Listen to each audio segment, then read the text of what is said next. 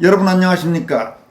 최근 큰 물의를 빚고 있는 이종찬 광복회장이 윤석열 대통령 부인 김건희 여사를 상대로 몰카 공작을 벌였던 소위 목사라고 하는 최재형이 부사장을 지낸 종북성향방송의 상임고문을 수년간 맡은 것으로 밝혀져 파문이 일고 있습니다. 이 소식과 함께 국회에서 윤석열 대통령과 부인 김건희 여사를 지칭해 살인자 운운하는 상식 이하의 최악의 망언을 짓거린 더불어민주당 국회의원 전현희가 경찰과 검찰에 잇따라 고발당했다는 내용도 전해드리겠습니다. 먼저 이종찬 광복회장이 윤 대통령 부인 김건희 여사에게 접근해 가방을 선물하면서 몰카 공작을 벌였던 최재형이 부사장을 지낸 소위 통일TV의 상임고문을 수년간 맡은 것으로 확인됐다고 인터넷 매체 뉴데일리가 단독 보도했습니다. 최재형이 부사장을 지낸 통일TV는 북한 이념과 북한 체제 우월성을 선전하다가 지난해 1월 송출이 중단됐는데 최재형은 이 통일TV 재송출을 청탁한 사실이 알려진 바가 있습니다.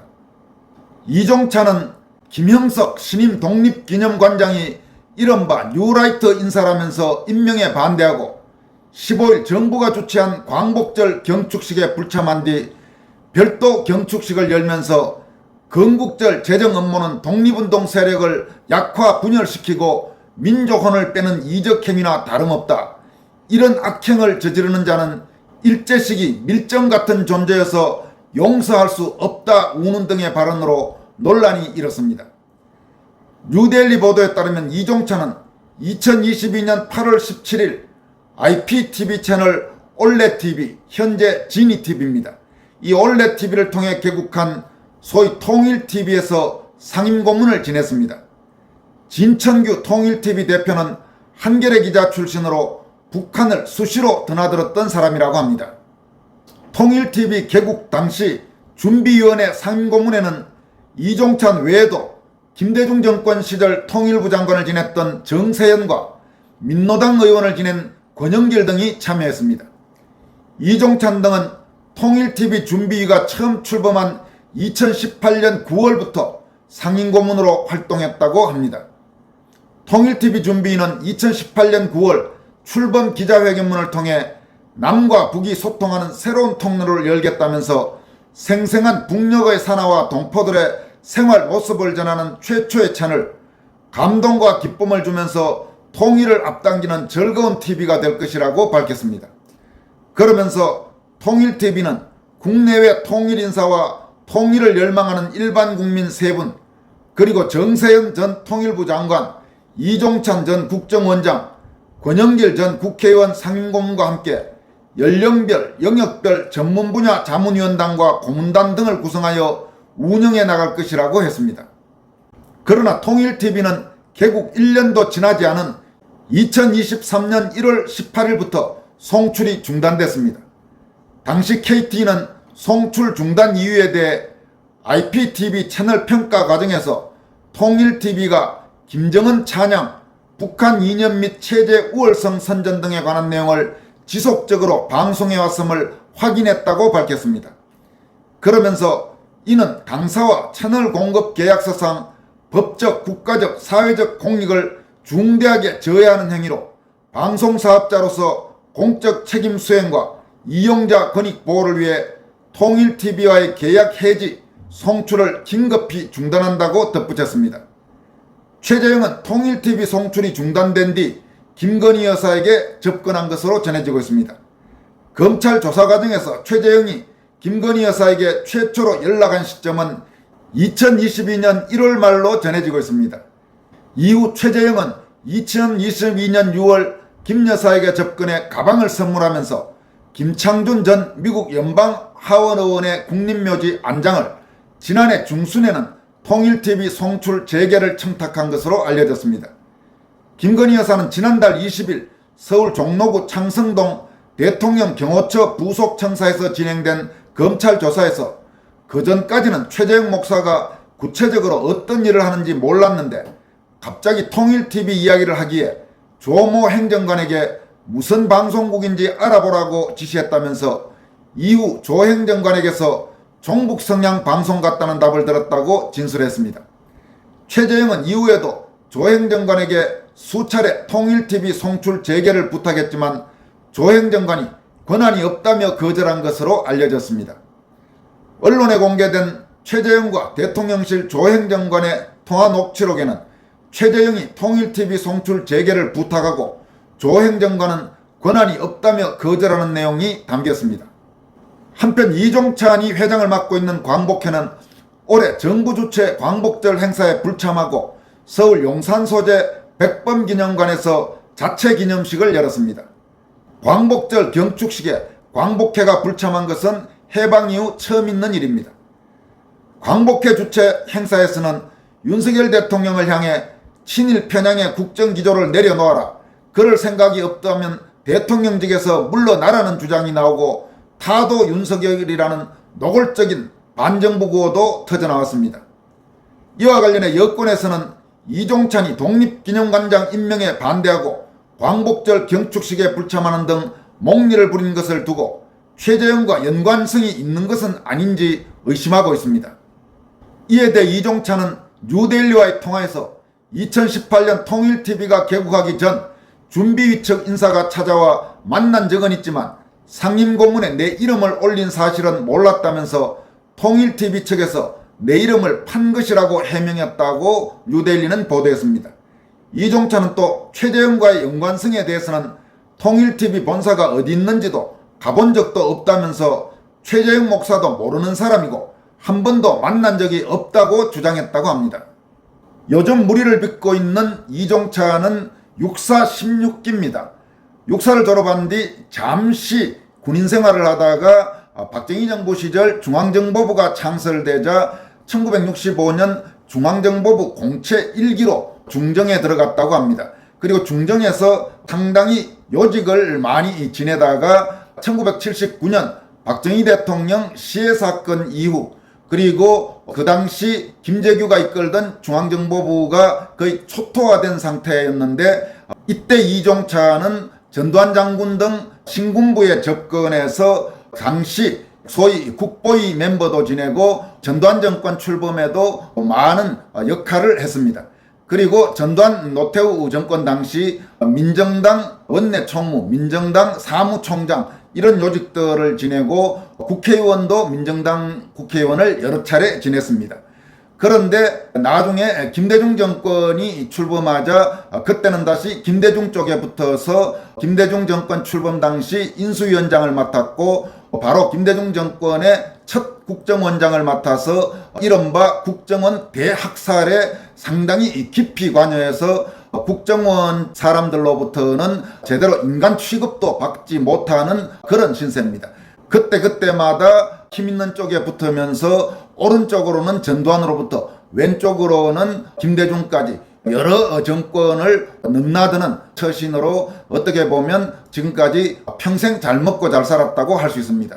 그리고 윤석열 정부가 출범한 뒤 이종찬 광복회장의 아들이 윤석열 대통령과 서울대 법대 동기인 이철우 연세대 교수죠. 그리고 상당히 친한 관계로 알려졌습니다만은 그런 인연이 작용을 했는지는 알 수 없지만 작용했다고들 말은 많이 합니다만은 정확히 작용했다 이렇게 말하기는 일단은 조금 자제하겠습니다. 어쨌든 광복회장이 됐는데 광복회장이 된 뒤에 이렇게 소위 말해서 온갖 분탕질을 치고 있다, 이런 비판이 잇따라 나오고 있는 상태입니다. 다음 소식을 살펴보겠습니다. 윤석열 대통령 배우자 김건희 여사를 살인자 운운하면서 논란이 됐던 전현희 더불어민주당 의원이 허위사실 유포에 의한 명예훼손 혐의로 잇따라 고발당했습니다. 국민의힘 소속 이종배 서울시 의원은 전현희를 서울경찰청에 고발했고 자유대한호국당 오상종 단장은 전현희를 서울중앙지검에 고발했습니다. 먼저 국민의힘 소속 이종배 서울시 의원은 전현희 의원을 정보통신망법상 허위사실 유포에 의한 명예훼손 혐의로 16일 서울경찰청에 고발했습니다. 전현희는 지난 14일 국회 법사위에서 열린 이른바 검사 탄핵 청문회에서 국민권익위원회 간부 사망사건과 관련해서 김건희가 살인자다, 김건희 윤석열이 국장을 죽인 것이다, 살인자다, 이런 망발을 내뱉었습니다. 이에 대해 이종배 의원은 이는 명백한 허위사실이라면서 김건희 여사는 권익위 간부 사망 사건과 아무런 관련이 없다고 말했습니다. 그러면서 지난달 23일 권익위가 이재명 헬기 이송 특혜 논란 사건에 대해 위반 사항 없음으로 종결 처리하자 민주당이 권익위에 쏟아낸 논평들을 열가면서 민주당이 집요하게 비난하며 권익위를 강하게 압박했다고 지적했습니다. 민주당은 당시 명품백 수수 사건에 대한 물타기용, 권익위는 야당 대표에 대한 응급치료가 유죄라고 말하는 것인가, 대통령 부인의 디올백 수수에 대통령과 직무 관련성이 없고 신고 의무도 없다며 무죄를 준 권익위가 야당 대표에 대한 응급치료는 유죄라고 말하는 것인가라는 비판을 쏟아냈습니다. 또 지난 1월 16일에는 권익위가 이재명 헬기 이송 특혜 과정을 조사하겠다고 발표하자 야당 대표 2차 가해라고 민주당이 주장했고, 지난 5월에는 권익위 전 기조실장을 고발했다는 점을 이종배 의원은 지적했습니다. 이종배 서울시 의원은 민주당 천준호 의원은 지난달 18일 조사 통보는 권익위의 국면전환용 정치행위, 건의권익위는 정권보위비 역할 자처, 강력 규탄, 보복조사 등의 표현으로 권익위를 강하게 압박했다고 비판했습니다. 이어서 민주당은 처음부터 권익위를 강하게 압박했고, 권익위가 김 여사와 이재명 전 민주당 대표에 대한 조사 결과를 발표하자 온갖 비난을 퍼부으며 견딜 수 없을 만큼 강하게 권익위를 압박했다면서, 반면 김건희 여사는 권익위에 대해 단 한마디도 한 적이 없다고 밝혔습니다.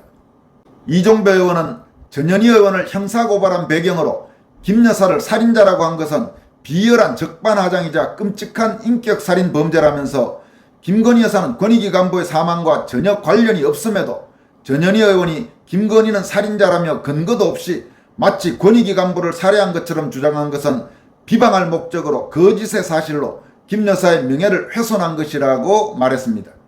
이 의원은 민주당을 향해 온갖 비난과 궤변으로 고인을 극한으로 몰아놓고 이제 와서 안면 몰수하고 고인을 위하는 척하며 고인을 이용한 폐륜 정치를 일삼는 것은 금수만도 못한 경악스러운 만행이라면서 고인에게 진심 어린 사과와 반성부터 해야 한다. 민주당이 아무 말을 하지 않았다면 안타까운 일은 일어나지 않았을 것이라고 강조했습니다. 또 자유대한호국당 오상종 단장도 이날 전현희 더불어민주당 의원을 허위사실에 의한 명예훼손 혐의로 검찰에 고발했습니다. 오상종 단장은 고발장에서 전현희 더불어민주당 의원이 2024년 8월 14일 오전 김영철 서울 북부지검 차장검사 탄핵 소추안 조사 청문회 도중 청문회 내용과 전혀 상관이 없는 국민권익위원회 간부 사망이 김건희 여사의 명품백 수수 사건 종결 처리와 관련됐다고 주장하면서 김건희가 살인자입니다, 김건희 윤석열이 죽인 거요라고 하는 발언에 대해 허위사실에 의한 명예훼손으로 고발한다고 밝혔습니다. 오상종 단장은 김건희 여사의 명품백 수수 사건 종결은 국민권익위원회 15명의 외부 위원들이 표결을 통해 결정할 사안으로 사망한 국장은 어떤 방향으로 종결할지에 대한 결정을 할 아무런 위치에 있지도 권한도 없다. 피고발인 즉 전현희가 국민권익위원장을 지냈으므로 이런 사정을 모르지 않았을 거로 판단된다면서, 전현희 의원은 대한민국의 국회의원 신분으로 국회의원의 면책권 뒤에 숨으려 할 수 있으나 면책 범위가 무한할 수는 없다. 헌법 제45조는 국회의원은 국회에서 직무상 행한 발언과 표결에 관하여 국회외에서 책임을 지지 아니한다고 규정하고 있다. 이는 국회의원이 국회에서 직무상 한 발언에 대해선 민형사 책임을 물을 수 없다는 의미다. 그러나 대법원은 2027년 발언 내용이 명백히 허위임을 알면서도 이를 적시해 타인의 명예를 훼손하는 경우는 면책특권의 대상이 될 수 없다는 판례로 면책특권의 한계를 명확히 한 바가 있다. 즉 범죄를 구성하는 명예훼손이나 모욕까지 할 수 있도록 면책특권을 준 것은 아닌 것이다 라고 지적했습니다. 오상종 단장은 마지막으로 청문회를 온 국민이 생방송으로 시청하는 것을 알고서도 국회의원의 지위를 이용하고 청문회 자리를 빌어 청문회와 관련 없는 주장을 하며 본인의 인지도를 올리기 위한 것으로 밖에는 설명 안 되는 김건희 여사의 인격을 말살하는 발언에 경악하지 않을 수 없다면서 더 이상 국회의원의 신분이 범죄 혐의를 비호하는 수단으로 악용되어서는 안 될 것이라고 강도 높게 전현희를 성토했습니다. 여러분, 그렇습니다. 아무리 국회의원 면책특권 운운하지만 이번에 전현희 같은 인격 말살적인 망언 저런 발언까지 면책특권의 범위에 들어가서는 안 될 것입니다. 검찰과 경찰은 전현희에 대해 고발장이 접수된 만큼 철저하게 수사해서 마땅히 책임을 물어야 할 것입니다. 지금까지 권순할TV였습니다. 여러분 고맙습니다.